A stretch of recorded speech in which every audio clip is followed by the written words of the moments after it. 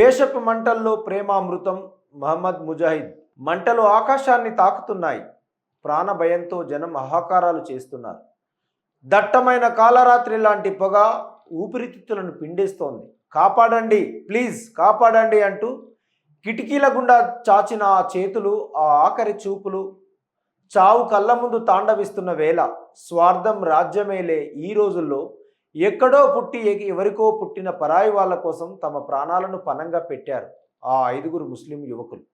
తమ మతం నేర్పే మానవత్వ పాఠాలను అని చాటి చెప్తూ కరుడుగట్టిన కాషాయ నేత సైతం కన్నీళ్లతో సెల్యూట్ చేసేలా సాహసం చేశారు.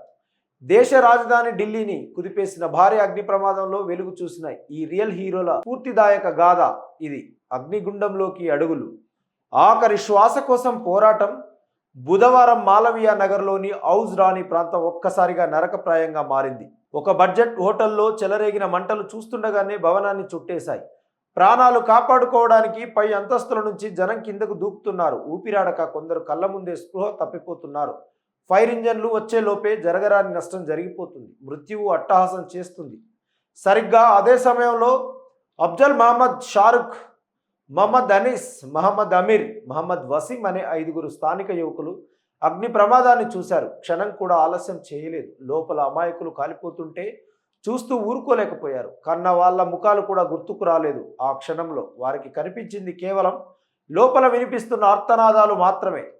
ఢిల్లీ పోలీసులతో చేతులు కలిపి యమద్వారంలా మారిన ఆ భవనంలోకి దూసుకెళ్లారు. ఒక్కసారి కాదు, పదే పదే ఆ అగ్నిగుండంలోకి వెళ్ళి మంటల నడుమ చిక్కుకున్న వారిని తమ భుజాలపై మోస్తూ కాలుతున్న ఒంటి గాయాలను కూడా లెక్క చేయకుండా సురక్షితంగా బయటకు తీసుకువచ్చారు.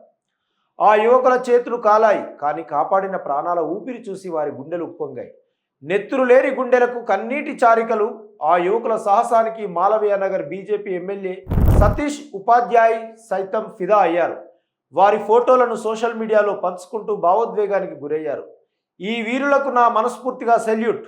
ఇతరుల ప్రాణాలు కాపాడటానికి తమ ప్రాణాలను సైతం లెక్క చేయకుండా వారు ప్రదర్శించిన ధైర్యం, మానవత్వం అసాధారణమైనవి. కుల మతాలకు అతీతంగా వీరు చూపిన ప్రేమ దేశానికి ఆదర్శమని ఆయన కొనియాడారు.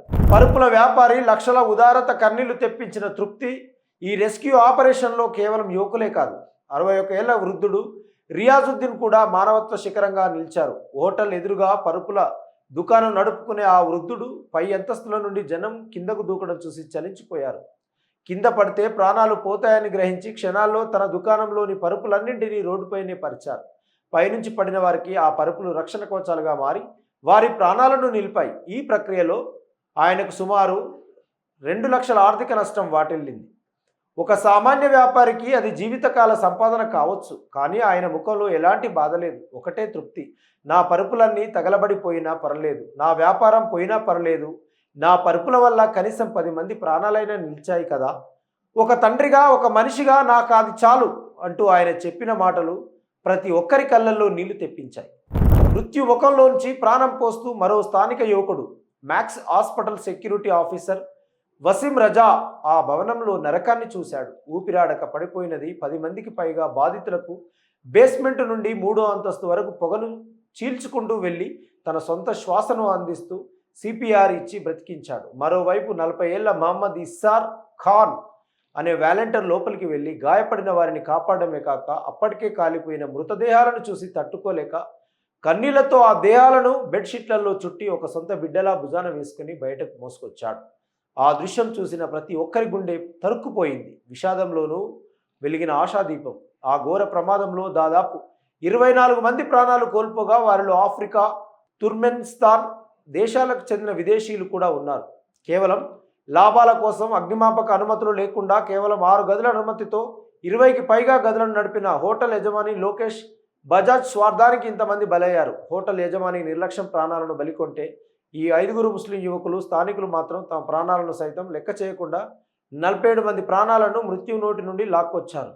నువ్వు ఏ మతం, ఏ కులమని అడగకుండా కేవలం మనిషిని చూసి ప్రాణాలు అర్పించిన ఈ యువకుల గాథ ద్వేషం నిండిన సమాజంలో మానవత్వం ఇంకా బతికే ఉందనే ఆశను చిగురింపజేస్తోంది.